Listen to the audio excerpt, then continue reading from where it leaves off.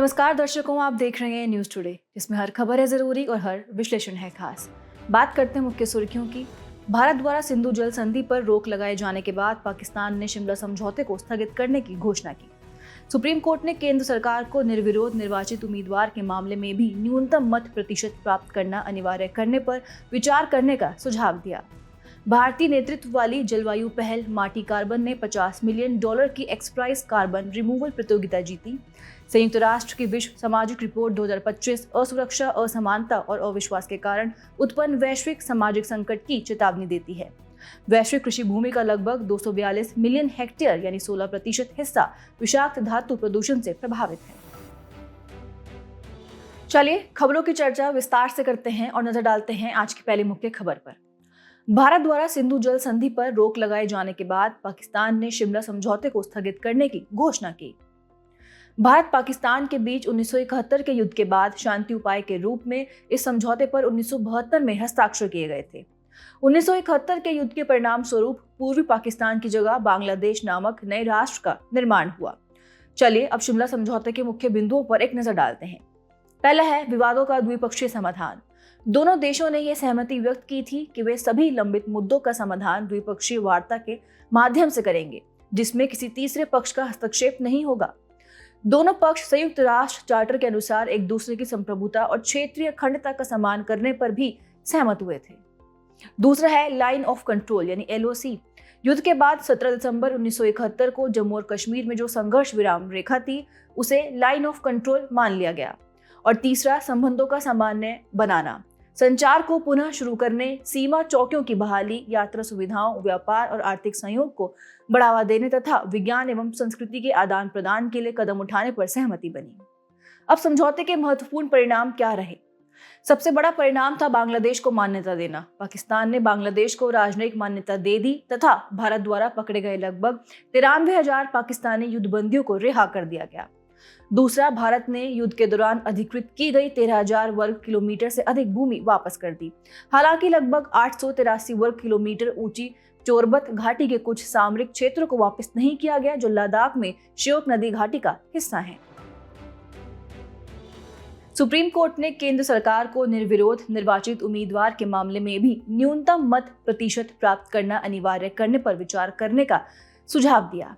Supreme court ने लोक प्रतिनिधित्व अधिनियम की धारा 53(2) को चुनौती देने वाली एक जनहित याचिका यानी PIL पर सुनवाई करते हुए उपर्युक्त सुझाव दिया, ताकि लोकतंत्र में जन प्रतिनिधित्व की भावना बनी रहे। लोक प्रतिनिधित्व अधिनियम की धारा 53(2) में निर्विरोध निर्वाचन यानी एक ही प्रत्याशी के उम्मीदवार होने की स्थिति में उस उम्मीदवार के प्रत्यक्ष चुनाव का प्रावधान किया गया है। चलिए सुप्रीम कोर्ट की प्रमुख टिप्पणियां जान लेते हैं। सुप्रीम कोर्ट ने अपनी प्रमुख टिप्पणियों में कहा कि लोकतंत्र बहुमत के सिद्धांत पर आधारित है, इसलिए निर्विरोध चुनाव में भी यह आवश्यक होना चाहिए कि उम्मीदवार को न्यूनतम मत प्रतिशत प्राप्त हो। कोर्ट का मानना है कि इससे यह सुनिश्चित करना होगा कि बिना किसी प्रतिस्पर्धा के निर्वाचित उम्मीदवार को भी जनता का पर्याप्त समर्थन प्राप्त होना चाहिए। सुप्रीम कोर्ट ने पहले भी चुनाव सुधारों को लेकर कई ऐतिहासिक निर्णय दिए हैं। साल 2002 में एसोसिएशन फॉर डेमोक्रेटिक रिफॉर्म्स यानी ADR बनाम भारत संघ मामले में सुप्रीम कोर्ट ने उम्मीदवारों के लिए अपनी आपराधिक, वित्तीय व शैक्षणिक जानकारी को सार्वजनिक करना अनिवार्य किया। साल 2013 में People's Union for Civil Liberties PUCL बनाम भारत संघ 2013 बाद में इलेक्ट्रॉनिक वोटिंग मशीन यानी EVM पर नोटा विकल्प की शुरुआत की गई। मतदाताओं को चुनाव में उम्मीदवारों को अस्वीकार या खारिज करने का अधिकार दिया गया। सुप्रीम कोर्ट के अनुसार यह अधिकार संविधान के अनुच्छेद 19(1)(a) के तहत मतदाताओं के राइट टू चॉइस का मूल अधिकार है। फिर उसी साल लिली थॉम्स बनाम भारत संघ 2013 बाद में लोक प्रतिनिधित्व अधिनियम की धारा 8(4) को रद्द कर दिया गया। इससे दोषी ठहराए गए सांसदों या विधायकों को तत्काल अयोग्य ठहराने का मार्ग प्रशस्त हुआ। लोक प्रहरी बनाम भारत संघ 2013 बाद में चुनाव संबंधी विवादों के त्वरित समाधान की वकालत की गई। इसमें समय पर न्याय सुनिश्चित करने और पारदर्शिता पर जोर दिया गया। वहीं 2024 में association for democratic reforms ADR बनाम भारत संघवाद में चुनावी बॉन्ड योजना को असंवैधानिक घोषित किया गया। इसके माध्यम से राजनीतिक चंदे में पारदर्शिता बहाल की गई। अब भारत के निर्वाचन आयोग द्वारा चुनाव सुधार के लिए उठाए गए कदम भी जान लेते हैं।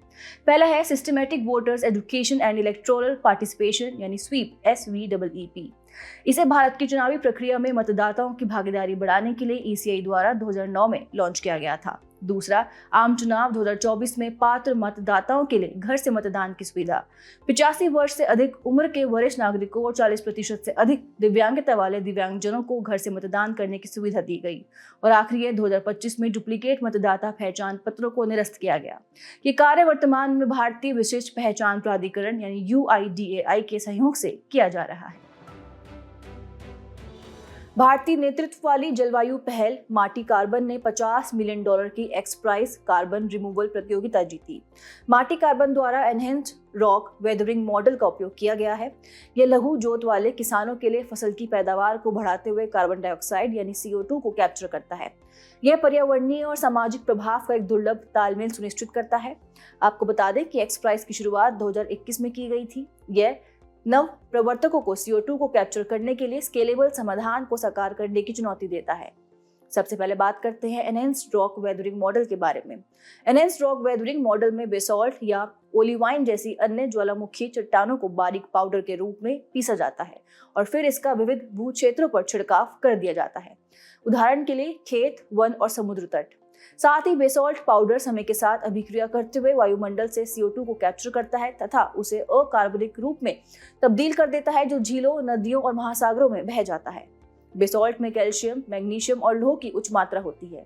इससे CO2 को अवशोषित करने की इसकी क्षमता काफी बेहतर हो जाती है। अब एनहेंस्ड रॉक वेदरिंग मॉडल के अतिरिक्त लाभ भी जान लेते हैं। सबसे पहले कृषि संबंधी लाभ की बात करें तो मृदा स्वास्थ्य में सुधार के कारण फसल की पैदावार में वृद्धि हुई है। उदाहरण के लिए किसानों द्वारा 70% अधिक उपज की सूचना दी गई है। इतना ही नहीं, बेसॉल्ट से मृदा में आवश्यक खनिज तत्व पहुंचते हैं, जिससे उर्वरक की लागत कम हो जाती है। उदाहरण के लिए कीटनाशकों के उपयोग में 65% की कमी आती है। वहीं पर्यावरण एवं पारिस्थितिकी तंत्र संबंधी लाभ देखें तो बाइकार्बोनेट अपवाह के माध्यम से समुद्री जल की क्षारीयता को बढ़ाकर महासागरीय अम्लीकरण की समस्या को नियंत्रित किया जा सकता है। कार्बन को स्टोर करने की जैविक विधियों की तुलना में यह दीर्घकालिक कार्बन भंडारण 10,000 से अधिक वर्षों को सुनिश्चित करता है। इसके अलावा स्केलेबिलिटी और व्यवहारिक लाभ की बात करें तो मौजूदा खनन संबंधी अवसंरचना के साथ विश्व स्तर पर प्रचुर मात्रा में फीड स्टॉक जैसे बेसॉल्ट चट्टान की उपलब्धता। इसके उपयोग हेतु उच्च तकनीक वाले उपकरणों की आवश्यकता नहीं होती है। इसके लिए व्यावसायिक रूप से उपलब्ध उपकरणों का उपयोग किया जाता है। अब ये जानते हैं कि एनहेंस्ड रॉक वेदरिंग मॉडल कैसे काम करता है। सबसे पहले किसान खेतों में पाउडर के रूप में ज्वालामुखी शैल को छिड़कते हैं। फिर वर्षा का पानी वातावरण से CO2 यानी कार्बन डाइऑक्साइड को अवशोषित करता है। इसके बाद अम्लीय वर्षा इस पाउडर के साथ अभिक्रिया करती है और कार्बोनेट्स यानी कार्बन से बने यौगिक बनाती है। और आखिरी में ये कार्बोनेट्स जल के माध्यम से बहकर समुद्र में पहुंच जाते हैं, जहां ये महासागरीय अम्लीकरण को कम करने में मदद करते हैं। संयुक्त राष्ट्र की विश्व सामाजिक रिपोर्ट 2025 असुरक्षा, असमानता और अविश्वास के कारण उत्पन्न वैश्विक सामाजिक संकट की चेतावनी देती है। यह रिपोर्ट संयुक्त राष्ट्र के आर्थिक और सामाजिक मामलों के विभाग यानी UNDESA ने प्रकाशित की है।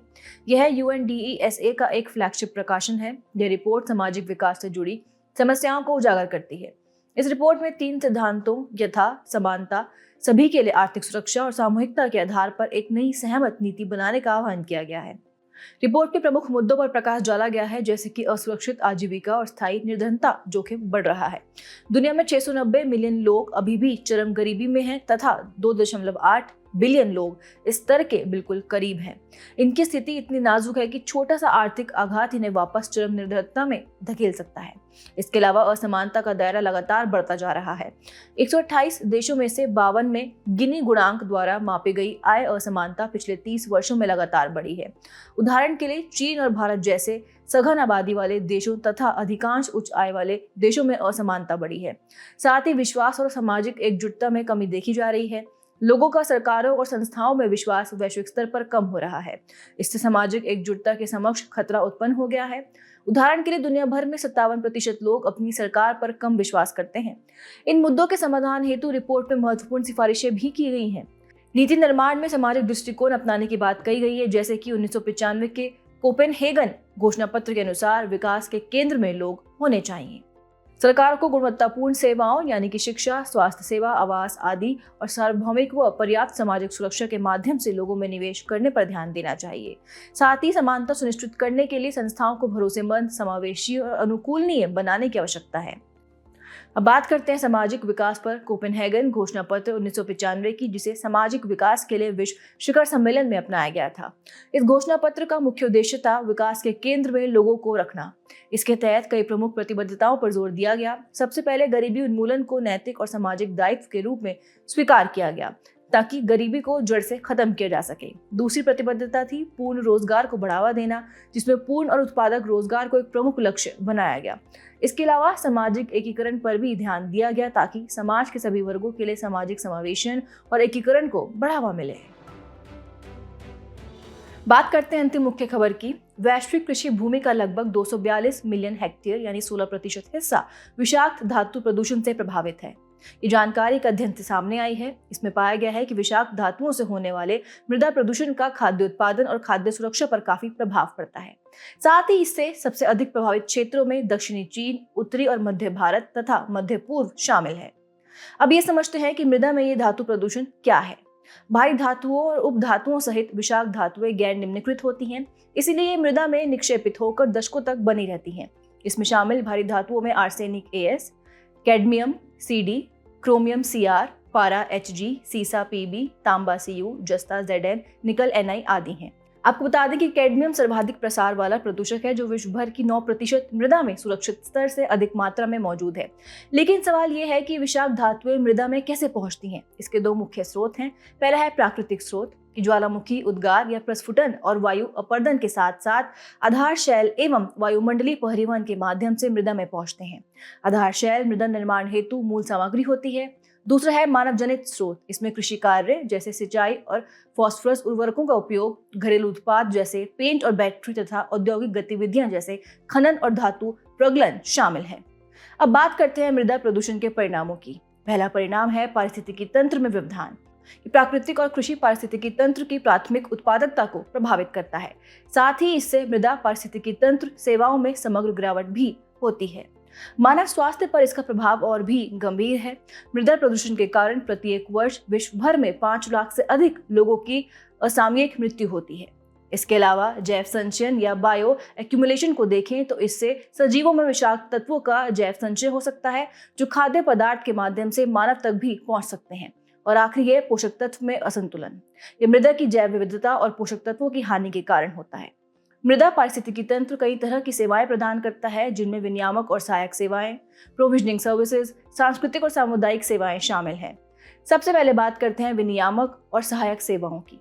इसमें जल की गुणवत्ता, अपर्दन नियंत्रण, प्रदूषण निवारण, कीट और रोग नियंत्रण, वायु गुणवत्ता और क्लाइमेट रेगुलेशन, जैव विविधता संरक्षण शामिल है। दूसरी श्रेणी है प्रोविजनिंग सेवाएं, जो हमें खाद्य, चारा, फाइबर, जल और ऊर्जा आपूर्ति जैसी आवश्यक चीजें प्रदान करती है। तीसरी श्रेणी में सांस्कृतिक और सामुदायिक सेवाएं शामिल हैं। इनमें मानसिक और शारीरिक स्वास्थ्य के लिए लाभकारी सेवाएं, ऐतिहासिक स्थलाकृतियों का संरक्षण और अवसंरचना को मजबूती प्रदान करना शामिल है। चलिए बुलेटिन के आखिर में बढ़ते हैं आज की संक्षिप्त सुर्खियों की तरफ। भारत ने हीमोफीलिया के जीन थेरेपी उपचार के क्षेत्र में एक बड़ी सफलता हासिल की है। ये सफलता बेंगलुरु स्थित BRIC इंस्टेम में हासिल की गई है।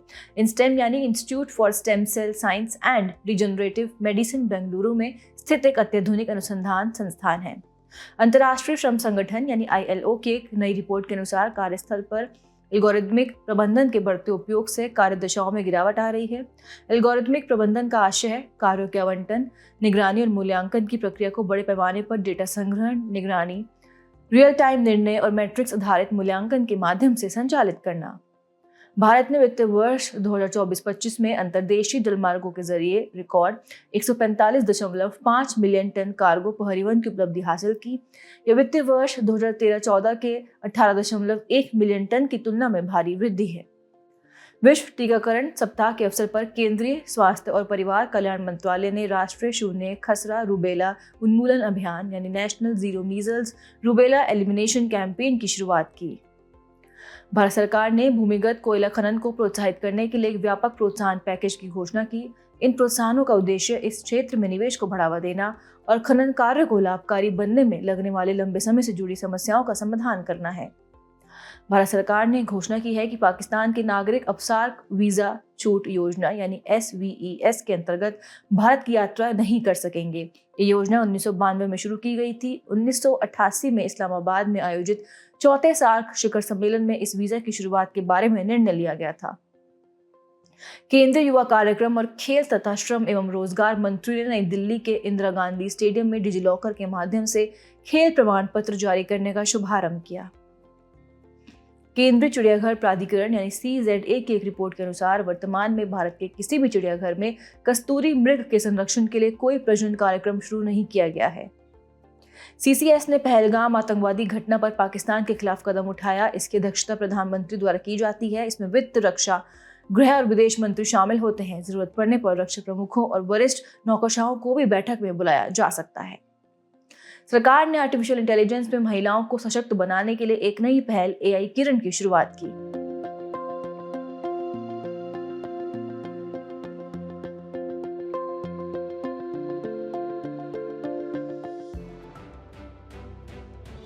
जाने से पहले आपकी समझ की परीक्षा के लिए डालते हैं एक नजर हमारे स्पेशल सेगमेंट प्रश्नोत्तरी पर।